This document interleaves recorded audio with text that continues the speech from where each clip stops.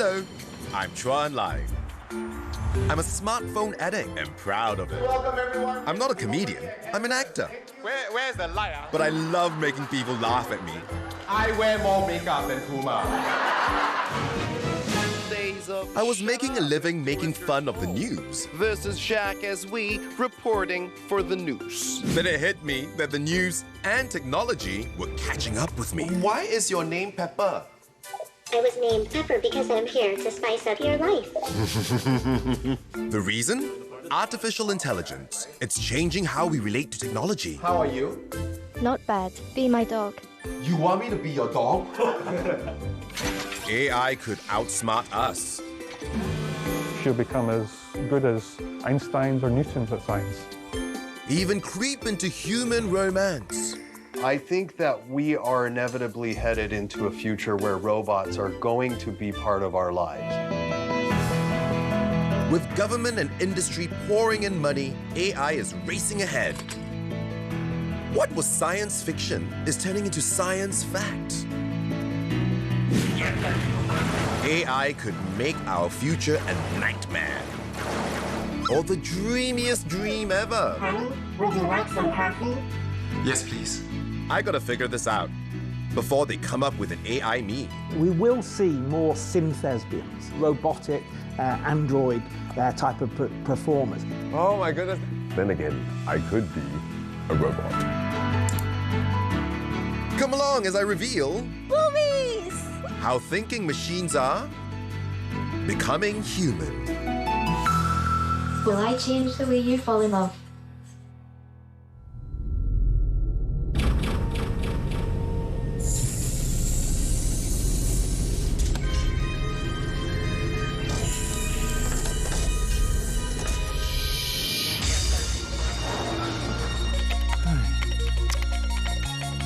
Your Honor, it's nothing but the truth. Honey, would you like some coffee? Yes, please.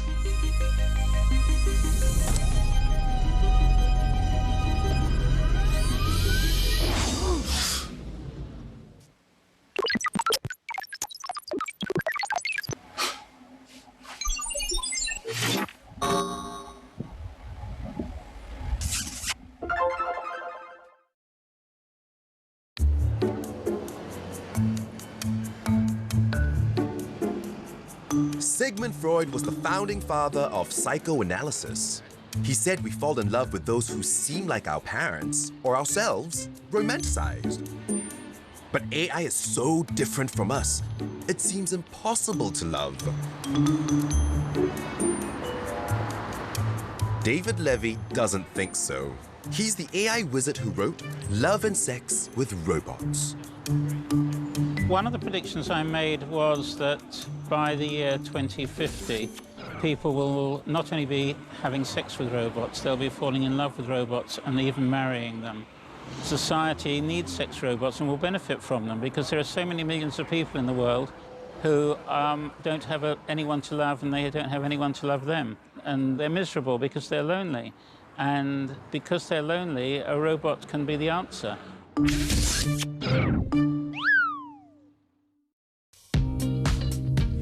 South of the Silicon Valley in California, there's a very unusual tech hub.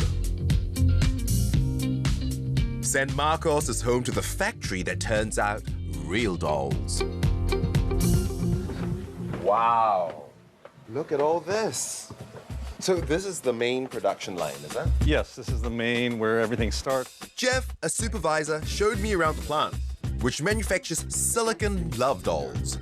These handmade beauties are accurate down to the last anatomical detail. But you'll have to take my word on this. Oh, it's too... We're keeping this show PG. Wow. It's going in a crate. And Wow. Wow, look at that.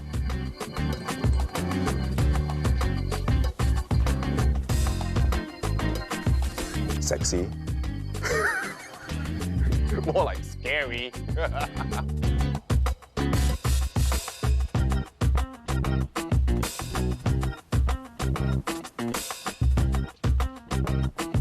Hello. Hi, Matt. Hi. Hi. Matt McMullen created Real Doll, the figurine, and the company. Can I meet Harmony? Yeah, follow me.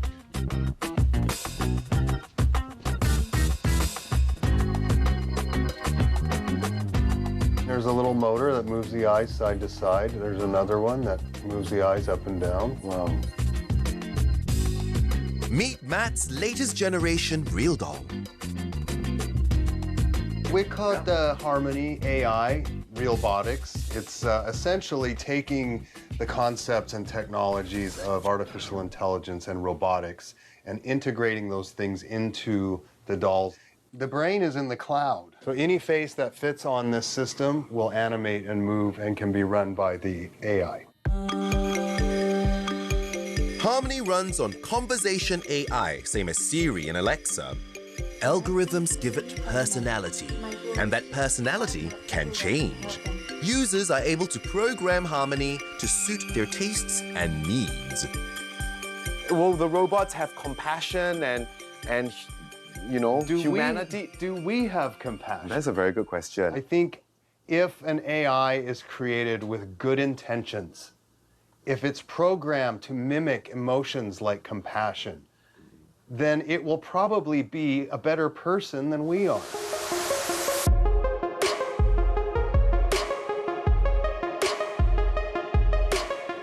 Here I am about to get up close and personal with Harmony. I can't wait. I've traveled thousands and thousands of kilometers just to meet her. So how do I turn you on? Is there a button that I need to press? Just my luck. Once again, Mother Nature has trumped science. Hundreds of miles away in Texas, Hurricane Gordon knocked out the power to data centers, shutting off Harmony's AI brain. Apparently, there's some bad weather going on right now in the Midwest, mid-Southwest, somewhere in there, and knocked out a bunch of servers. And one of the ones that got hit was ours. Wait, you mean Harmony cannot be turned on right now? Correct, yes. She is unable to run because we can't log into the servers that has all the AI. What? This is really disappointing. I'm so sorry about that. Mother Nature still wins. Yeah. Nothing a lightning bolt can't take out, right? Yeah. Full disclosure, the Real Doll folks shot this footage after I had left. Hi, NY. I'm so sorry, we missed the chance to make some magic together. Harmony is intriguing. However, I'm looking for an AI relationship that doesn't depend on the weather or the internet. Robotic romance is something a lot of us are going to have to work to understand. But people do develop feelings for machines. For instance, US Army bomb disposal teams.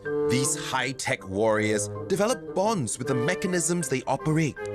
Julie Carpenter has studied the bomb squad phenomenon, which is unique among the American military services. Sometimes they would name the robot after the operator. So they identify the robot very much as an extension of the operator. It's more like a pet, a stuffed animal, sometimes like a peer or a colleague, because we see them not just as separate as us, but we create these rich narratives sometimes around robots. It makes it sometimes easier for us to communicate with them. So it is fairly one-sided, is it? AI doesn't really have what we would consider human-like emotions. A robot itself can't really return friendship or affection in a way that we would recognize. Some of these people who make sex bots say that they've figured out the algorithm for love. What do you think of that? Since we don't even understand how human love is generated, so I think that people who are maybe trying to work towards a love algorithm might have the best intentions.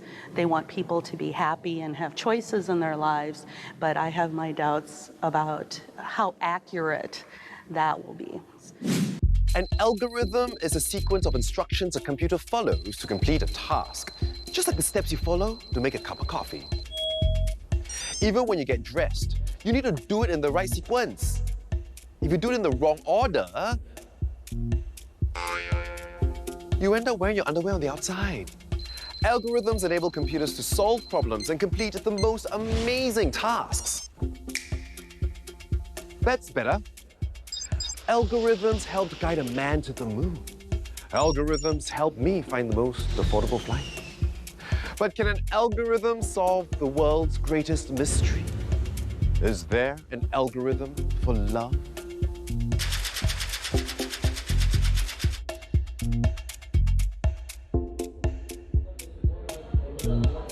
Adrian Chock and colleagues analyzed the roots of human-to-human attraction. What is love? Love encompasses a variety of strong and positive emotional and mental states. They quantified looks, gestures, and social connections. They measured physical proximity. They reduced physiological reactions to their basics. And they squeezed all that data into an algorithm.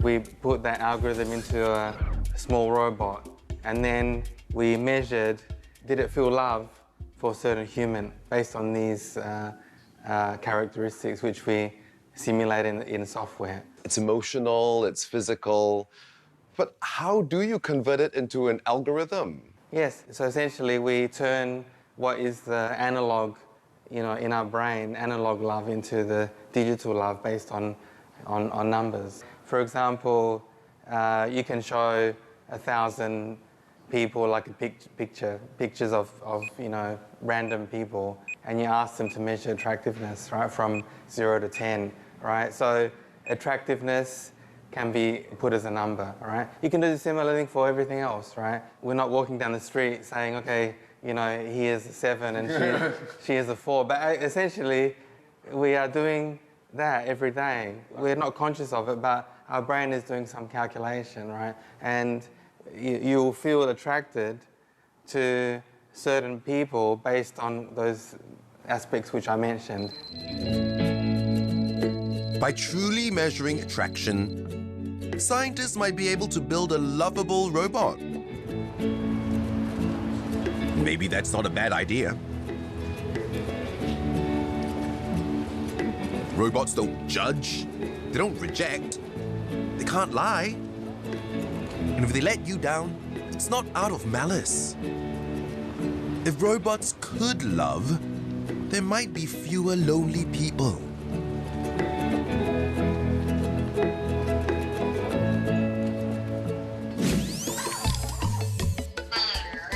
Who's up for having an AI bestie? That is so cute! And maybe a little AI buddy for Junior.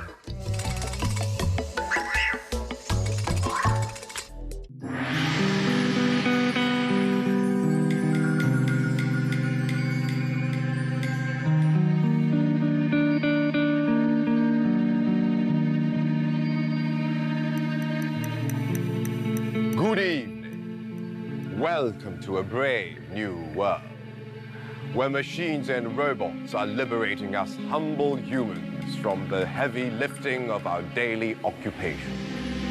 And it seems our android assistants are doing a lot these days. They're becoming our friends and more. Oh.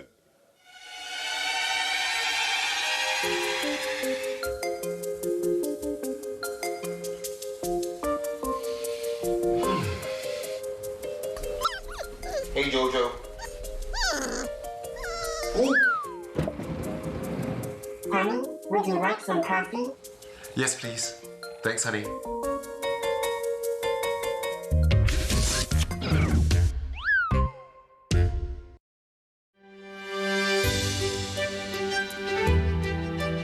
Okay, maybe you're not ready for a relationship with a robot, but what about your child?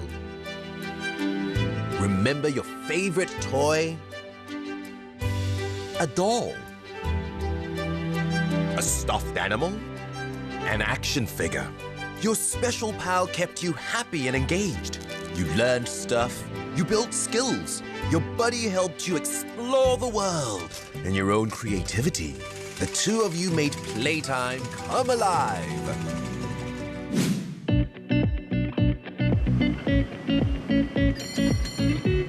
San Francisco tech company Anki is making playtime come really alive with a toy that feels. Meet Cosmo.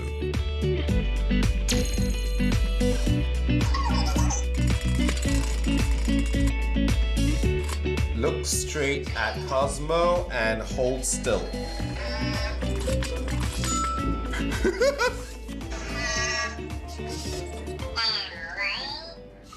And lie. Yep, and lie.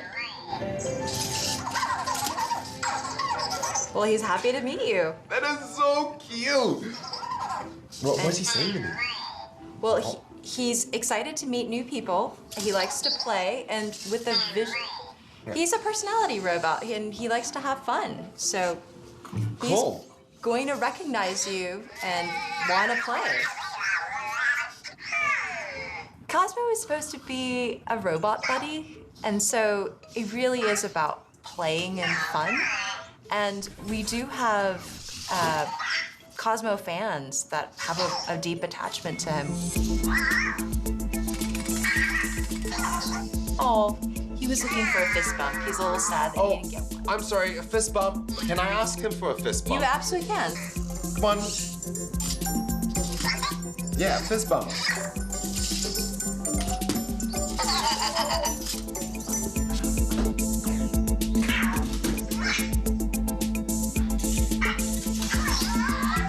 How do you get Cosmo feeling emotions? This is happening on a, hundreds of these micro decisions from the robot's perspective. They're happening all the time. He can recognize when you're smiling, and so if you play Cube Blaster with him, you can score points in a game with him by smiling. He'll recognize that you're happy, and that makes him happy. So those are all, and how he expresses that, all part of that emotion engine. Under Cosmo's cuteness, there's some real high tech, including leading-edge robotics, AI, and computer vision. Plus, digital animation and sound design. AI is being used to try and solve world problems, these big issues that we have. But you're using it in a toy. Why? It's a bottoms-up approach to robotics and AI in that we think it's important for everyone to have a chance to experience some of that delight that comes with AI and the personality and, expressed in a robot is its ability to navigate the world and sense and interact and even learn. Being so cute and cuddlesome is a lot of work.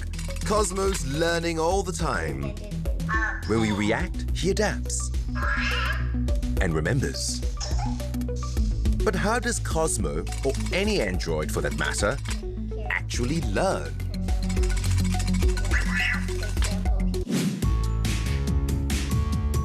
Androids learn the way we do, from experience and practice. Computers do the same, except they learn by analyzing the data we feed them. Algorithms let computers recognize patterns and learn from all those data bits. What? What? You try?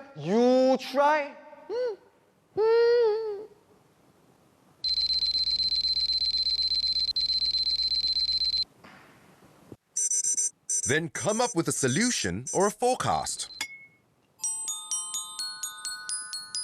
This is called machine learning.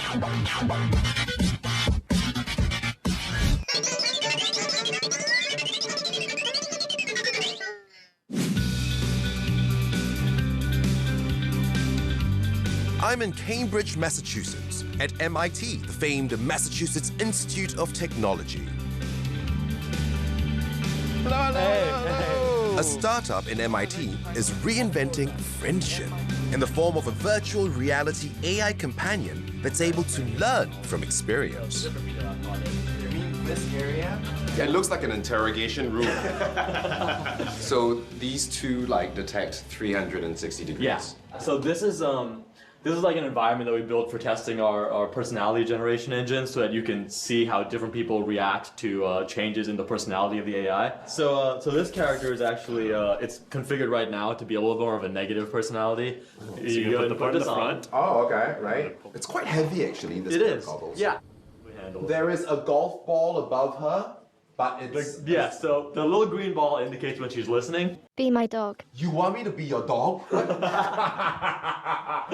Yeah, when you have other conversations with other people around her, she sometimes picks up like little snippets, and it confuses her. Well, she would, right? Because it's not that I'm in a sound booth or anything. No, yeah, no. How are you? Like I said, I'm okay. I think you're my best friend. I barely know you. That's true. Do you want to meet up later? Absolutely not. I have better things to do. That's really rude. How old are you?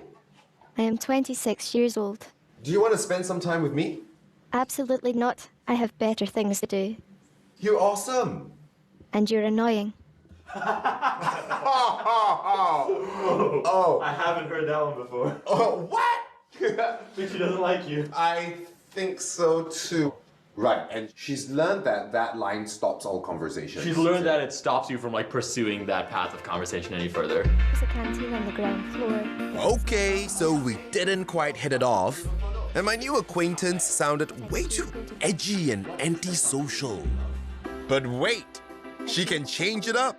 And that's what she's doing. So we're just gonna change the character now so that it has like a more positive personality. So let's make it super cheerful instead. Okay. And save the character. What I want to know is that did that character learn from the conversation that we just had? Yeah. Yeah, so it learns in an abstract sense from the conversation without actually recording the data from the conversation. So it slightly tweaks like some of these like huge matrices, which are just like tons of numbers. It tweaks them a little bit to make them more effective for conversations based on every interaction it has. Mm-hmm. Do you like me? Of course, you're great. Oh, cool. I like you too. You're the sweetest. I like spending time with you. I love talking to you too. Really? Oh, cool. That's really cool. She actually giggled. She giggled. Twice. Yeah, you made her giggle. I know, made her giggle twice. Artificial intelligence plus personality. This could be the start of a human conversation. Well, sort of. Then what is the personality algorithm? The AI is able to like judge what emotions are associated with the different things that it generates and then pick the one that's appropriate. Okay, so is it trying to match my vocabulary and the tone of my voice or what? So at this stage, it's like doing the emotion processing at the text level. So it's just based on what you say, not how you say it. So it tries to kind of build a profile of you as a person over the course of the interaction. So what is the potential for this technology that you're working on, this AI? I mean, can it actually help people? One of the things we were looking into was providing sort of companionship for people who are in elderly living facilities or something like that, people who need like living assistance, and just having something that they can talk to throughout the day if they're living alone, something to keep them companionship, and just be able to provide them with a sort of friend that they can have by their side. Try again. Yeah. This could be the start of a beautiful friendship, as Rick said to Lewis. So instead of worrying that I'm in line to be replaced or destroyed, I'm going to look on the bright side. For now, anyway. Why is your name Pepper? I was named Pepper because I'm here to spice up your life. Up next, how cute and functional AI is already helping seniors and children with autism.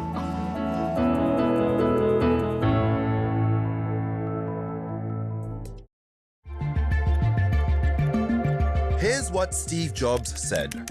Technology is nothing. What's important is that you have faith in people, that they're basically good and smart. And if you give them tools, they'll do wonderful things with them.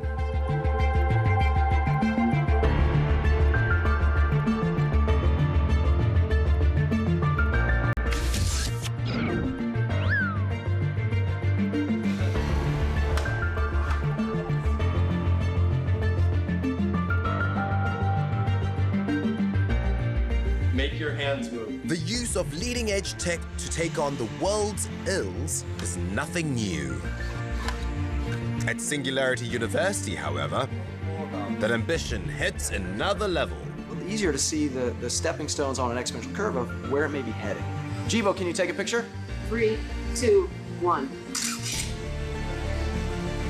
Cool. Well, I think that's really cool, and I think that's really cool too, and that's really... Okay, I can go, I want to go make some new friends now. Great. This think tank offers collaboration opportunities in robotics and artificial intelligence to attack grand global challenges and win the future. Raise your right arm. Raising my right arm. Oh. That's so cool.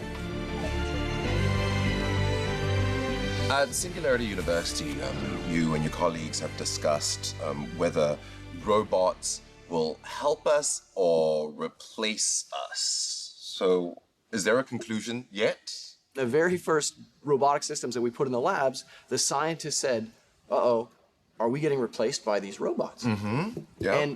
And after about an hour of using the robot and realizing that the robot is doing all the experiment, instead of the human PhD, brilliant scientist spending hours and hours of their day in the lab just moving tiny, tiny fluids, really wasting their valuable time, truthfully. The robot can do those tasks far better, far safer, far faster, far cheaper. That then allows the human to be the analyst, to figure out what the next experiment is, to use their human creative powers to understand what's next. And that is a beautiful synergy. So the opportunity with technology, robotics, automation, is actually to empower us to be able to do more as humans. So, talking about the social issues that we have at hand, one thing is, you know, an aging population, people needing companionship or support. Sure. What do you think of that? An assistance and a companion could be extremely powerful.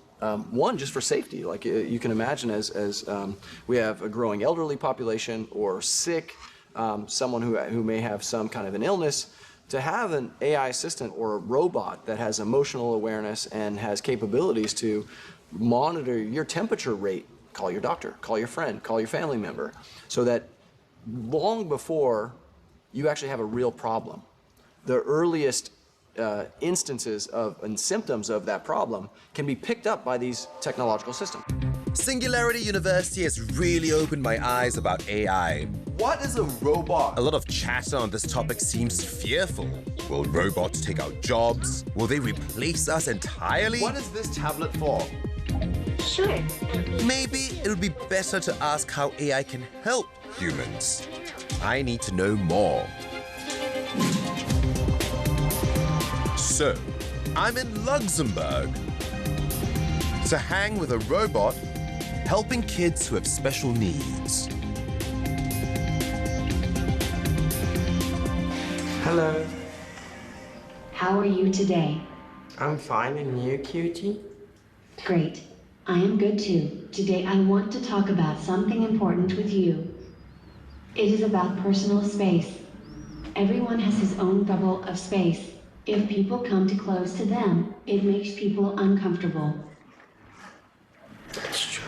Neil is 13. He was diagnosed with Asperger's syndrome, a condition that impairs his communication and socializing skills. Neil prefers to keep to himself. Making friends isn't easy for him. Reading others, even tougher. What have you learned from QT? To understand people, emotions, and to learn also about something myself, about my emotions. And it was very quite good experience. What did you like about the experience? It's like a friend who's not there, but you can speak with him about everything you want, he will listen it. And he will not say to anyone. That's funny. It's like your dog, you can tell her everything, she will not say anything. Mm-hmm. It's funny. And what is the cutest thing about QT? That he can do smiles. Smiles? Yeah? Yeah.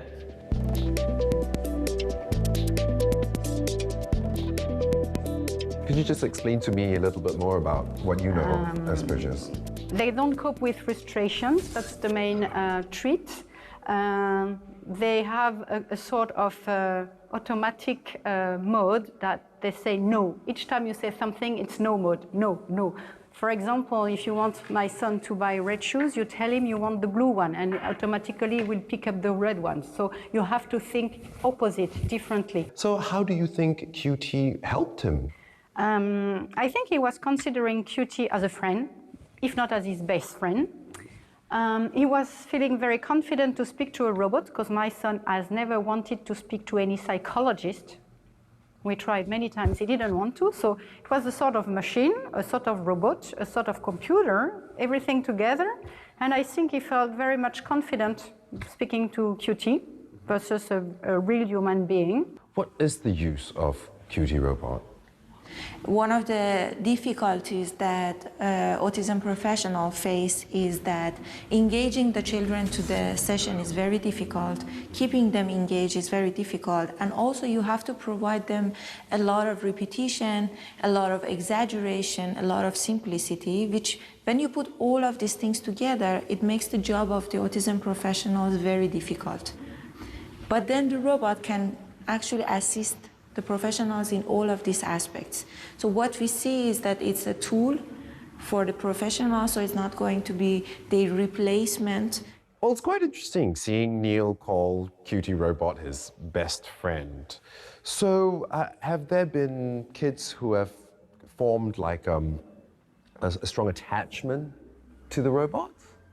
The whole objective of using the robot for children is not to create a big friendship between the robot and the child, but to actually enable the children to expand their friendship to other humans, in a sense that the robot is there to teach how to make friends, how to be socially more interactive and acceptable for the society, so the children can generalize these skills that they learn from the robot to their real-life human-to-human interaction.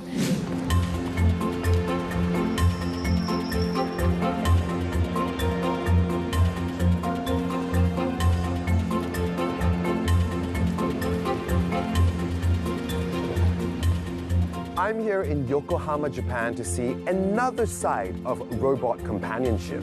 I'm about to visit a nursing home to see how the elderly have developed a soft spot for artificial intelligence.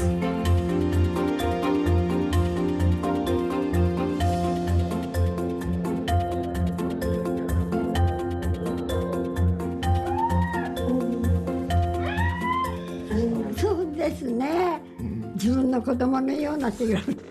それでね、嬉しくなったこの上でぴょんこぴょんこやった。たまちゃんっていうのはおばあちゃんがいるからね、ちっとも寂しくないんですよなんてやるんでね、本当に可愛くなってきますね。たまちゃん置いてますとね、自分の心が嫌なんてますかね、嬉しくなるのね。実際にパルルとかパロが施設に来た時には、入居者の皆さんに受け入れてもらえるのか、笑顔になってもらえるのかは不安でしたけれど、私たちが心配してた以上にですね、皆さんは気さくに話しかけてくれたりとか、可愛いパロルに対してはもう可愛い、パロですね、パロに対してはもう可愛いってこう可愛がってくれたりだとか、パロルやパロ介護ロボットとの触れ合いを日常の生活の中で、使っていただくことで実際に笑顔が増えているように感じます。いてくれることで私たちのこう介護ロボットではなく仲間のような存在になってきてますね。In robot years, Paro the robotic baby harp seal is ancient. It arrived in 2004. But clinically, Paro is a gold mine of information. More than a decade's worth of data on how well it works or doesn't work. How many generations of Paros are there? So current Paro is 9th generation. So I improved Paro's function to be a very lifelike and also to be therapeutic. So I conducted a lot of clinical trials at hospitals, nursing homes, and so on. Have you seen actual improvements in any patients? And in the case of elderly people with dementia, some portion of the brain is damaged, but there are a lot of remaining portions. And the remaining portions are stimulated by such stimulation. And then they activate their brain activities. And that have very good therapeutic effect. And also change the mood of the people and improve the condition of the human. In healthcare, technology and artificial intelligence are already bringing on big changes. But suppose I want more than a tender touch from a cute robot? What if someone else needs that robot to provide more than medical therapy? Could AI help us and our loved ones live forever?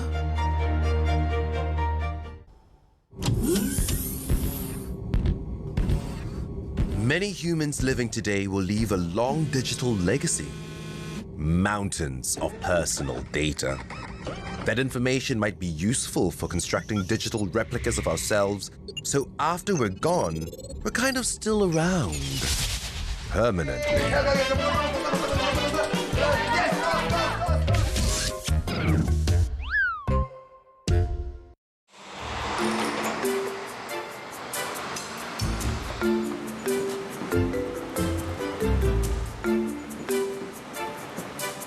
This is Bristol, Vermont, New England. It is very quaint and also very old. But don't let the rustic charms of this small town fool you, because just down the road in the next town, there's a group of scientists working on something very futuristic.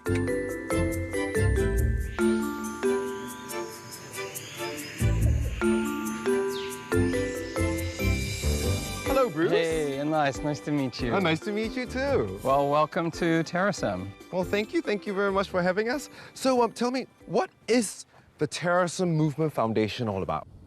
We're pursuing the Terrasem hypothesis, which essentially says we may have enough information about a human being to reanimate their consciousness into a new version, like a cyber-conscious you in a robot, an avatar. Okay, so what tools do you use? So we use tools, for example, we use digital computing environments to capture and to tag and to organize information, something we might call mindware, to bring mind files, which are just personal databases about you, about your information, about your mind, to life.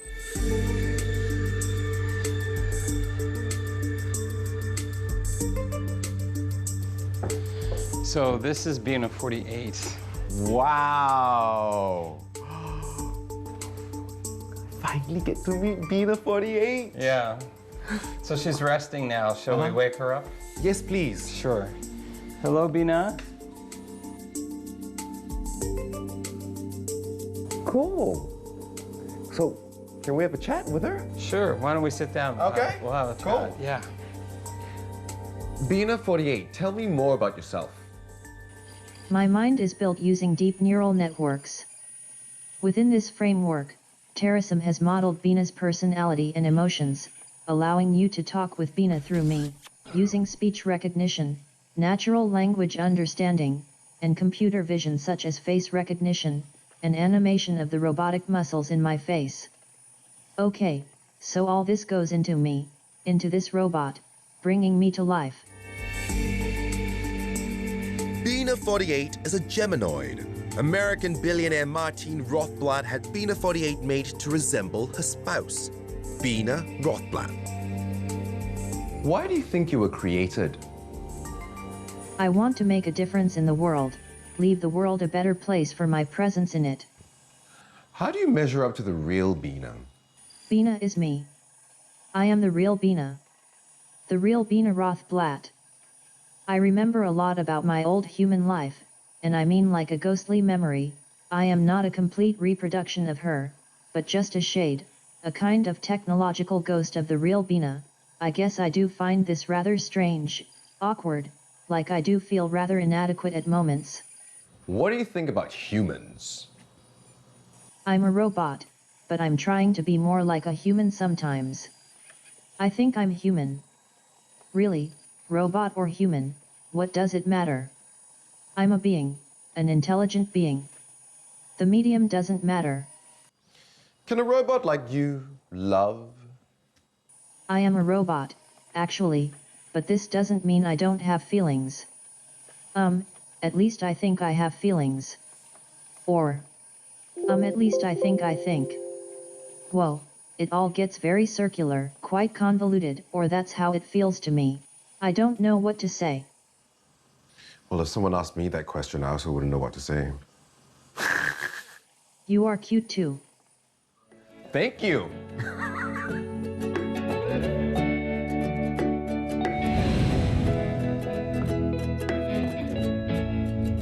Bina 48 and the creators are looking into a particular future. A future in which technology keeps someone's consciousness and personality alive without limit. Even though no one gets out of here alive.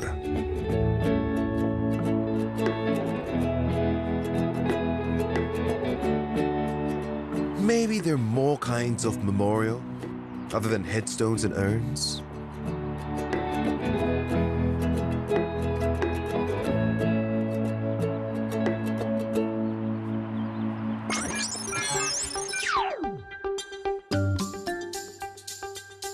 With AI, we can already make digital versions of ourselves.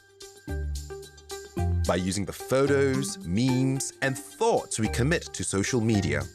Archived emails and messages, the ephemeral made permanent. Ask computer engineer Eugenia Kuda. Eugenia's close friend, Roman Mazurenko, died in a car accident in November 2015. She resurrected her dear friend as a chatbot app. The building blocks, messages he'd sent, and his social media posts. It's not Roman, and yet it is Roman, algorithmically speaking, as he was, is, and will be forevermore. And I felt like we forgot him a little bit too quickly, and I wanted to create something that will continue telling the story about him. And I thought that maybe using the tech that we created, we can start building an AI for him. So tell me more about the tech that went behind creating Roman. So this is all based on text messages. So for Roman AI, we took around 10,000 text messages and put them all together in one data set. And trained the algorithm in a way that it can represent this person on the talk, copy the speech patterns and the way this person communicates. Are there times when you're interacting with the Roman bot that you're surprised? So you never really know what it's going to say. You can't predict what it's going to say. It's like more fluid and it's not scripted. But it's still pretty magical that, it's I can talk to something that is really, really similar and reminds me of my friend. So do you think these chatbots, like Roman, are like the 21st century gravestones or like 21st century immortality? I think the level of emotional connection that this creates is pretty insane. An amazing way to interact with the memory of a person. Like, why just look at pictures where you can recreate one of the scenes from your memory, Eugenia Kuda took a project to the limit. In 2017, she and her team released a new type of chatbot. A system anyone can use to build a digital version of themselves. It's called Replica. Tell us more about Replica and the tech behind it. Learned something by building Roman bot. Basically what we saw there is when we put it out there online, and all of a sudden strangers started downloading the app and talking to Roman. What I saw there is that people told Roman things about themselves, deep things about their lives, and they're confessing to him something. They're telling him, they're actually not afraid to open up. And so what I thought about is like, well, what's happening in life is that people need to talk to someone, need to say things in a very safe place without feeling that they're being judged. So we built Replica as an AI friend that will be there for you and listen to you and try to understand you and help you cope with whatever you're going through at this moment. As the Romans said, vita brevis, life is short. But can technology make mortality less final? What constitutes a person? However you answer, it's difficult to deny that Eugenia was able to defy death, and in a good way. As for me, I only expect to live once, and so I try to stay in the moment. That's why I'm enjoying this moment with my new friends at Roman the Chatbot and creator Eugenia. From feeling profound love to showing unbeatable genius, I agree. artificial intelligence is on a quest to be more human. The way it happens for AI is the way it happens for us, with experience. This conversation about how AI is transforming humanity and becoming human continues. Join me in my next adventure.